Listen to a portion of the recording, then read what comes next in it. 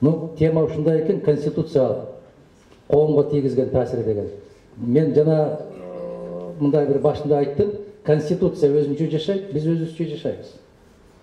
Бизге эгер ушул 7 миллион калк болсо, анын 3 миллион 600 миңи 18ден жогорулар болсо, ошонун 1% конституцияны окуган болсо, бул өнүккөн өлкө болот эле. Бизде 1% окубайт. Окубагандан кийин эмне кереги бар ал конституция? Мындай эле коюшубуз керек да, ачуу, таттуу деп айтышыбыз керек да. Бул бир аз ачуураак экен, бирок бул таттуураак экен. Андай болбойт. Ачуу же таттуу. Мен түшүнөм, Мадумаровду көп жактырбайт, бирок мага баары бир, мен эч кимге жагайын деп аракет кылбайм. Чындыгы ушундай өзү. Конституция деп айтып атабыз. Конституция боюнча бизде Кыргызстанда бир күндө жашабайт. Ар ким келген өзүнүн оокатын өзү жасай берет. Кайсы президент конституцияны карманды? Эч ким карманган жок. Кайсы конституция кыргыз жаранына кепилдик берди? Эч кимге берген жок. Мына мен Чолпон Единунанын айткан сөзүнөн улам конституцияга такап айтайын. Парламент алсыз деди, тишсиз деди. Аны биз айтып келатабыз. Кудайдын куттуу күнү айтабыз. Муну туура эмес алып атасыңар. Бул туура эмес. Бирок агрессивдүү көпчүлүк бар. Билгенин жасайт. Мына ошондой. Системный оппозиция барбы деп суроо койду. Бар, садаган кетейин. Бар. Садыр Жапаров айткандай 30 жылдан бери айтып жүрөт дегендей 30 жылдан бери системдик оппозиция бар. Бирок киши айтып атат, Садыр Жапаров 30 жылдан бери депутат деп. Ага калп айтыш баары бир болуп калды. Мен баарын эсептесем 11 жыл депутат болуп турмун. 19 жылды кайдан кошо койду? Баягы эле бюджетке кошкондой болуп кошо берет. Бирок эл ишене берет ошого. Мына ушундай уятсыздык болуп атат. Экинчиден, мына дейт, алтын деп кыйкырып, Мадумаров менен Масалиев комиссия түздүрдү дейт. Айнанайын, ата журтуң түздүрдү аны. Бул да калп. Кызылдай калп. Видеосу дагы бар, стенограммасы дагы бар. Ата журт фракциясы чыгып, кокуй кетти, комиссия түзөбүз деп, комиссия түзүштү. Мадумаров менен Масалиевден түк тиешеси жок. Бирок түшүнөм, мен кирем аны. Сууну сатыш керек деп айтып атат Мадумаров дейт. Аны Альянс фракциясы киргизди. Бирок түшүнө дагы Мадумаров кирди. Мына ушундай да, ал менсиз жашай албайт. Бирок калп айтыш, жалган сүйлөш, жалган маалымат бериш, бул кадыресе көрүнүш болуп калды. Кудайга шүгүр, КТР бар, ЛТР бар, башка дагы ТРлары бар. Мына ошону менен кетип баратат. Эми конституцияга кайрылабыз кайра. Конституция боюнча биз бүтүн Кыргызстан эки позиция менен каттуу айтып атабыз. 44-берене боюнча биз январда бердик Конституциялык сотко. Кыргыз Республикасында пенсия, жөлөк пулдар, пособиялар эң төмөнкү керектелүүчү куржундан кем болбойт деп турат. Бирок 2 жылдан бери ал позиция аткарылбайт. Эгер биз парламенттиктен президенттикке өтсөк, бүтүндөй жүктү жеке кет башым менен жооп берем деп ант ичти ал азамат. Ант ичсең ошол конституцияны аткар деп атабыз биз. Ал менин Мадумаровдун талабы эмес, ал конституциянын талабы. Эң төмөнкү керектелүүчү куржунду мен Акыл Жапаровдон сурадым. 6800 деп жооп берди. Эң төмөнкү пенсия канча десем 1200 деди. Демек 5 эсе аз болуп атпайбы? Дагы бир жолу айтам, урматтуу замандаштар, бул конституциянын талабы. Эгер конституциянын бир беренеси аткарылбаса, анда ал конституцияны ыргытып эле коюш керек. Биз бердик январда. Карап атабыз, антып атабыз, минтип атабыз. Могу жерге жакшыраак кол коюлушу керек. Мына жерге мындай болуп калыптыр. Ушуну менен созуп келдик, дагы эле каралып элек. Акыл Жапаров берген экен, заматта карап берди. Эми карап көрүш керек да деп коюптур да. Бирок экинчи пунктунда ошол Конституциялык соттун сот болуп иштеп аткандар азыркы азаматтар кийин жооп берет. Экинчисинде жазып коюптур. Бирок жогорку кеңеш мыйзамдарды кабыл алганда Конституциянын ушул бөлүгүн эске алуусу керек деп коюптур. Бул эмне деген сөз бул? Бул эмне деген сөз? Мындай жөнөкөй тил менен айтканда сиздерге жооп берейин да. Билесиздерби, по-русски говорить, объяснить это очень легко. Трагедия нашего общества в том, что когда по-русски говоришь, русскоговорящая пресса это полностью понимает, освещает, а кыргызскоговорящие это промалчивает, пропускает, пошат на всякий случай. А когда на кыргызском говорится, русскоговорящие не понимают. В этом большая, огромная трагедия отсутствия единства нашего общества. Это трагедия, огромная трагедия. А кыргызча айтсаң, кыргыз журналисттер аны түшүнбөйт. Кечирип коюңдар. Биздикилер жанакы мушташыптыр, ажырашып кетиптир, согуп кетиптир, уруп кетиптир, жайлап кетиптир. Ушунун тегерегинде жүрүп атабыз. Коомчулук тилекке каршы ошого тарбиялап коюп. КТР, МТР, ЛТРлар мына эски жетекчиси отурат, Кубат Отурбаев. Түк көрсөтпөйт мага. Өткөндө бүтүн Кыргызстан фракциясынын жөн эле отурганын экрандан көрсөтүп койгондугу үчүн оператор сөгүшүптүр. Мына силерге демократия. Мына биз ошондо айттык, Акыл Жапаров айтты, төлөй албасак өлүп кетелиби деп. Өлүп кетесиңби, башка кыласың, ал сенин жумушуң. Бирок бул конституцияда. Бул талап да. Кандай дейсиңер, урматтуу замандаштар? Мына караңыздар. Бирок азыр Чолпон Идинин айткандай, бизге баары бир. Францияда пенсия жашын 2 жашка көтөрүп коебуз деди. Bir zamatda 3 milyon kalk çıktı.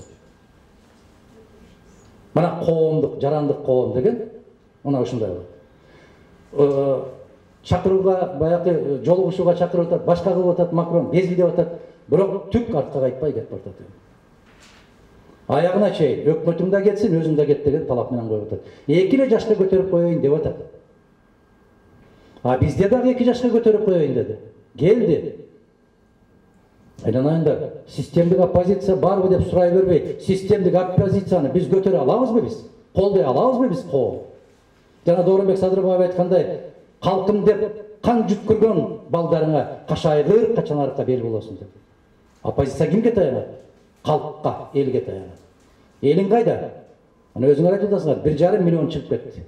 Бүт ой жүгүрткөн, жаза билген, эсептей билгендер, кыздарыбыздын, жигиттерибиздин баары сыртка кетти. Мына Акылбек Жапаров келгенде айткан, вагон менен салып сыртка жөнөтүшүбүз керек деп. Эмнеге? Бул жакта жалаң бейбечаралар калыш керек. Булар билгениндей кылып бийлеш керек, тийлеш керек.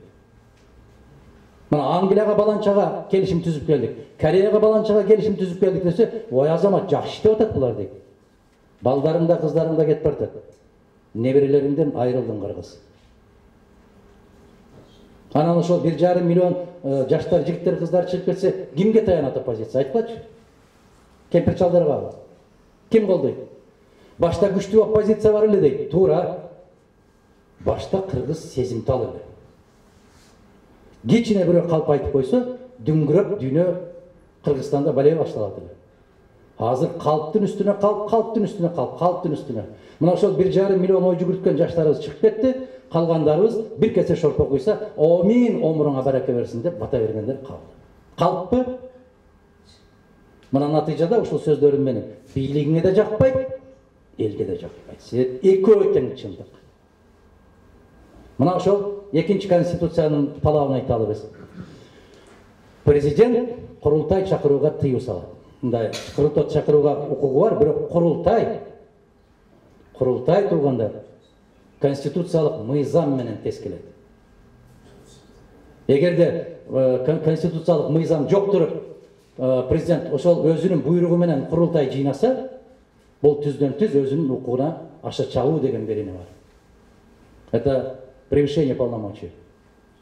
Это вмешательство в законодательные ветви власти. Пока еще не принято конституционный закон о Курултае, он не имел права созвать Курултай. На что мы указали и подали в Конституционный суд. Biz ошону Конституциялык сотко бердик. Муну дагы качан бергенбиз? Бир канча ай болду. Бул каралып атат. Үмүтүбүз бар. Конституциянын талабын алып, Конституциялык сот ушундай чечим кабыл алат го деген үмүтүбүз бар. Бирок мен ишеним барбы, үмүт барбы, ал башка маселе. Жок дегенде бир жолу биздин конституциялык сотубуз 30 жылдык тарыхтын ичинде бир жолу президентти ордуна коюп коюш керек го. Бир жолу. Биз күтүп атабыз. Каралат ушул маселе. Бул өтө одоно түрдө кийлигишүү. Ол дөне түрдө конституцияны бузуу. Мына айтты. Конституцияны бузуу жолу менен регламент жөнүндө айтты. Биз какшап келдик. Эгерде 1 жылдын ичинде өз регламентин кабыл ала албаган, мындан өткөн алсыз, мындан өткөн сабатсыз, мындан өткөн эрксиз жогорку кеңеш болгонбу? Жок. Мына айтсак, Абсаматович экөөбүз көп жолку депутат болгондон, караңыздар, биз жогорку кеңеш келгенде 1 жуманын ичинде өзүбүздүн регламентти кабыл алдык, ошонун ичинде иштеп кетет элек. 1 жылдан ашык жүрдү мына 7-чи чакырылыш. 1 жылдан ашык. Эмнеге ушуну тездетип жаңы регламентти кабыл ала койушту? Себеп Кемпироватты ратификация кылыш керек эле. Эмне үчүн ратификация кылыш керек эле? Караңыздар, казинону кабыл алып, мына кечетен бери КТР'ин, ЛТР'ин, башкаларын карасаң деле Кудай жалга атасы бир ажыдан келгендей сүйүнүп атат. Бир компания 50-84 миллион төлөп берип, кумаркана ачууга биринчи лицензияны алыптыр, эмиш барып тушоосун кесип коюшубуз керек. Ак жолтой болду. Ушул өлкө, ушул мамлекет айланайын, кыргызым, айтыклачы айланайындар. Оппозиция болуш жалгыз эле бир 4-5 кишинин маңдайына жазылган эмес айланайын. Жашап атабы, жагып атабы, отура бер кыргыз айланайын. Бейкапар бол, тынч бол. Бирдеме болсун, этият бол. Разаковдун сөзү менен айттым, мен этият болоюн, сен этият бол, бул этият болсун. Эмне? Кыргызстан этияттардын өлкөсү. Ачуу чындык ушунда турат. Биз айтабыз, дейбиз, көрсөтөбүз. Бирок баягы элибиздин керемет залкар сөзү бар. Эркеликтен не пайда? Эмчем дегенден эмне пайда? Таянарың болбосо, эркелериң болбосо да. Айтканда не пайда, түшүнөрүң болбосо. Колдооруң болбосо не пайда? Ошол эле айыл, азабын жеп аткан айылга жетекчилер барса айланайын аркасынан таандай болуп эрчип алып бата берип чуркап жүрөт го. Анан өзүң бер жактан туруп ойлойт экенсиң, сен башка дүйнөдө жашап аткандырсың. Мүмкүн. Эми конституция дейбиз. Ушул конституция боюнча курултай чакырууга укугу жок. Сиздер дагы кулак салып турсаңыздар болот. Ал конституциялык сот кандай жыйын өткөрөт, кандай чечим кабыл алат? Биздин бүтүн Кыргызстандын берген талабына. Үчүнчү маселе. Жолпан Идина. Полемизируют со мной. Нет. Вы поставили конкретные вопросы, я просто из жизни отвечаю. Почему так получается? Вы говорите, почему? Да потому что это все происходит при нашем молчаливом согласии. При нашем молчаливом согласии происходит. Мы не готовы. Общество, я еще раз говорю, что общество, к сожалению, не готово требовать, контролировать власть. Не готово. Эгер ошону контролировать этип коелу, мындай талапты катуу коелу деп 25-26-сыны алып барып камап койду. Мага тийген жок, жакшы, мен жата берем. Мага тиешеси жок аны. Сууң кетти, жериң кетти, барың кетти, мага баары бир. Ушул кайдыгерликтен болуп атат бүт баары. Ошол Кемпироватты ратификациясы дагы грубейшим нарушением Конституции кетти. Грубейшим нарушением. Придет время, за это они будут отвечать. Почему они боятся? Почему они именно в правительственном доме создали ботфабрику? Почему у них именно столько там фейк жаңылыктар? Бүтүн фейк, бүтүн жалган. Себеп бүтүндөй арам менен келген бийлик, адал бийлик жүргүзө албайт. Арамдык менен келген бийлик. Ушуну ачык айткан кишини көрүп атасыңар эмне болуп атканын, бирок мен терең таазим этип, кече Рита Карасартова да кыйкырып атат, Акыл Айтбаев дагы кыйкырып атат. Мана ошол 4-5 эле кишиге керекпи биздин жерибиз, биздин суубуз? Мана ошол конституцияны одоно түрдө бузуу менен кетти. Регламент бузулганы эч нерсе эмес, конституция бузулуп атат. Эмне үчүн? Чек араны аныктоо 3төн кем эмес талкуудан кийин кабыл алынат. 3 окуудан кем эмес окулушу керек. 3 окуудун, ар бир окуудун ортосунда 2 айдан кем эмес убакыт керек. Бул таш катамга жазгандай басылып турат. Азыркы жогорку кеңеш 3 секундда 3 окуп берет. Колуна кармабай туруп, колунда көрбөй туруп окуп берет. Эми караңыздар, коомдук жоопкерчиликти караңыздар. Ошондой жогорку кеңешти куруп берген ким? Булак Başı kaydan eldi. Balançının tayekesi eken, tükünçünün neveresi eken, bunun ökülü olu eken, menin jezdemdin bölösünün dostu olat eken, mana ушундай кыргызчылык менен шайланып келген жогорку кеңештин кебетеси ушундай болот. Жалгыз эле жогорку кеңеш эмес, бүт айылдык кеңешинде ушундай, шаардык кеңешинде ушундай. Анан кимге айтабыз арманды айткылачы? Конституциянын талабы жакшы, бирок биз ошого шайкеш келбей атабыз. Кийинки маселебиз казино, кумаркана. Кумаркананы кабыл алып атканда ошол кездеги регламент боюнча эгерде каттоодон 80 депутат өтүп, бир эле депутат добуш бербей койсо, каттоо добуш берүү болгон жок деп эсептелет. Ушундай талап бар эле. Бүтүн Кыргызстан дүңүнөн добуш берген жок. 7 жолу койду го, көрдүңөр өзүңөр. 7 жолу койду. Кайра койду. Ушул акырында айтты, баягы улуу конституциональщик болуп калды. Жогорку кеңештин укук бөлүмү. Ким эле фамилиясы? Бабыр деген, Мамытов. Ошодон сурады, ал боло берет деди. Боло берсе боло берет экен деди. Эки Мамытов чечти. Ушундай экен, ушундай бир арсыздык экен да, алсыздык экен да. Анан эстетсеңиздер, 85 депутаттын өкүрүп кыйкырып аткан жеринде 5 депутаттын үнү угулабы? Бул дагы одоно түрдө бузулуу менен кабыл алынды. Каттуу бузулганды да каттуу бузулду. Ошондон кийин биздин элибиз конституцияга карабай койсок боло берет экен деп иш жүргүзүп жатат. Эми Кыргыз Республикасында мыйзамдардын так даана аткарылышын көзөмөлгө алуучу мамлекеттик орган бул баш прокуратура. Мына саламаттык сактоо министрин дүңкүлдөтүп алып чыкты. Чүмбөттөрдү кийип алып, маскаларды кийип, автоматтарды асып алып, айланайын, көрбөгөндүн көргөнү курусун деген кыргыздын макалы бар. Ушундай болуп, бир террористти кармагандай болуп, чуркап кирип кабинетинен баса калышы алып чыгышты. Эмне болду анан? Анан эмне болду? Кечиресиз, биз илгери ушинтип айтатты да, бирөө өтүп баратса, бир зөөкүр куйрукка бир тепсе, кечиресиз, менин куйругум сиздин бутуңузга тийип кетти окшойт деп кечирим сурайт экен да, тепки жеген киши. Мына ушундай көрүнүш болду. Мен ошондо айттым, эгерде баш прокуроруң өзүнүн укугун коргой албай атса, элдин укугунан кайдан коргосун?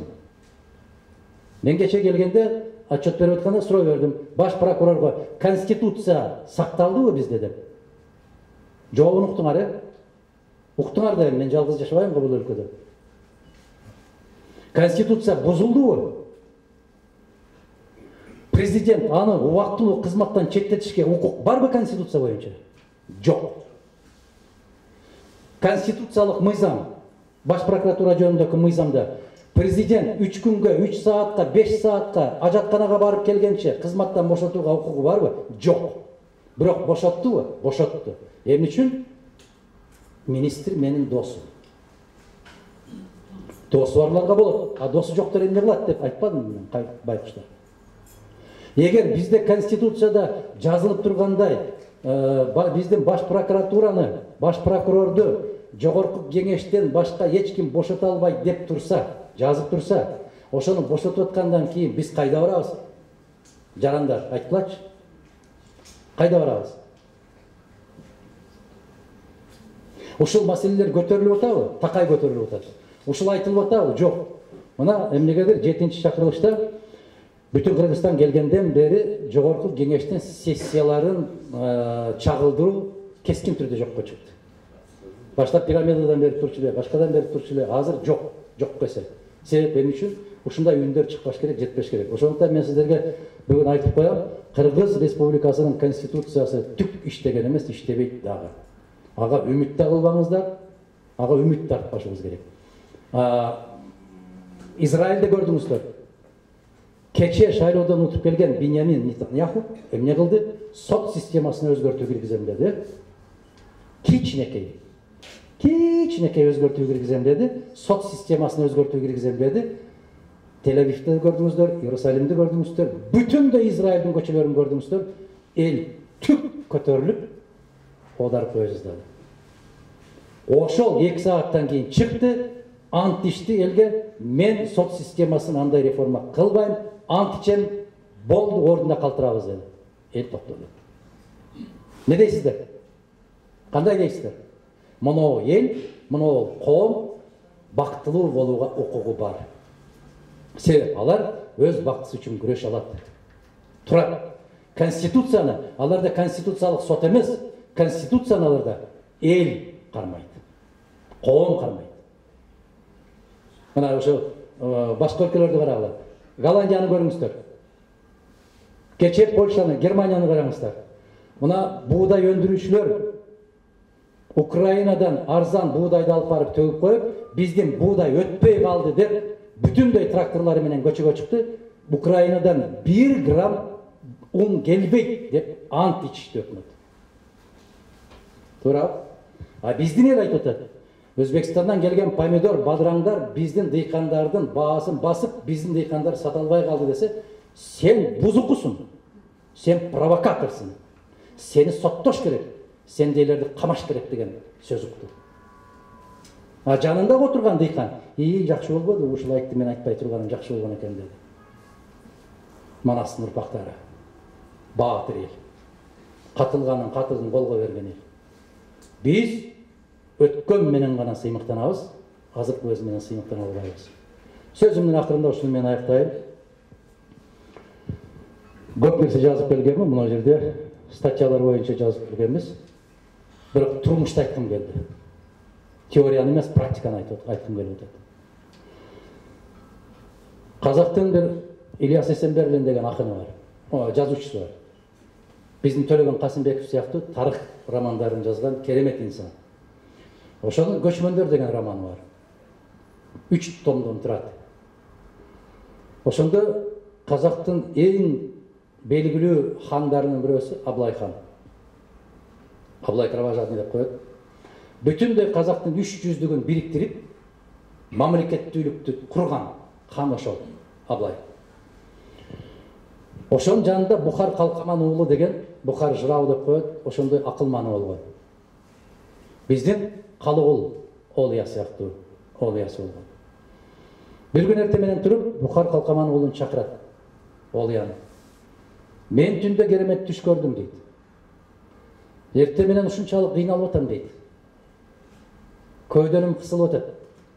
Бул не болгон белги болду, мен ушуну түшүнө албай турам. Акылманым, Олиям ушунун жандырмагын айтчы дейт. Кандай түш көрдүңүз десе, мен түшүмдө аябай каттуу ат чаап баратсам, кап маңдайымдан бир жолборс чыкты дейт. Ошол жолборсту кууп барып жетип, курсагын жара чапсам кылыч менен, ичинен бир көк жалып карышкыр чыкты дейт. Карышкыр ары карай качып кетти дейт. Аны да кууп артынан жетип барып, жеткенде курсагын жара чапсам, ичинен бир түлкү чыкты дейт. Түлкү керемет түлкү экен дейт, ал качып жөнөдү. Анын артынан кууп барып, жетип барып курсагын жара чапканда, майда барат курт кумурска жер дүйнөнүн бетин каптап кетти дейт жер. Бүтүн кумурска каптап калды дейт. Бул не деген белги десе, не деген аян дейт. Десе айтат, ханым, ошол сизге жолуккан арстан жолборс өзүңүзсүз дейт. Өзүңүзсүз. Сиздин балаңыз көкжал карышкыр чыгат деди. Неберелериңиз түлкү болот деди. Андан ары карай урпактарыңыз балекетке жарамаган курт кумурска болуп жер бетин жайнап кетет да, эчтеңиз калбайт, касиет калбайт. Майдаланып кетесиңер деди. Уругуңуз, элиңиз майдаланып кетет деди. Мына ошол, эми караңыз, Аблайдын баласы ким? Көкжал карышкыр Касым хан.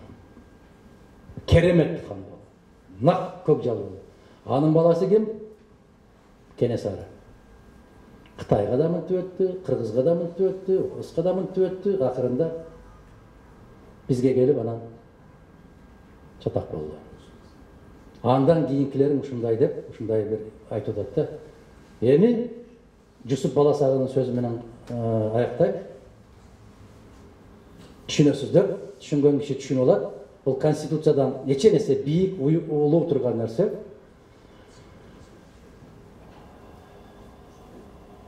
төрдөн орун тийген болса на адамга, улагада калганыңа арданба дейт.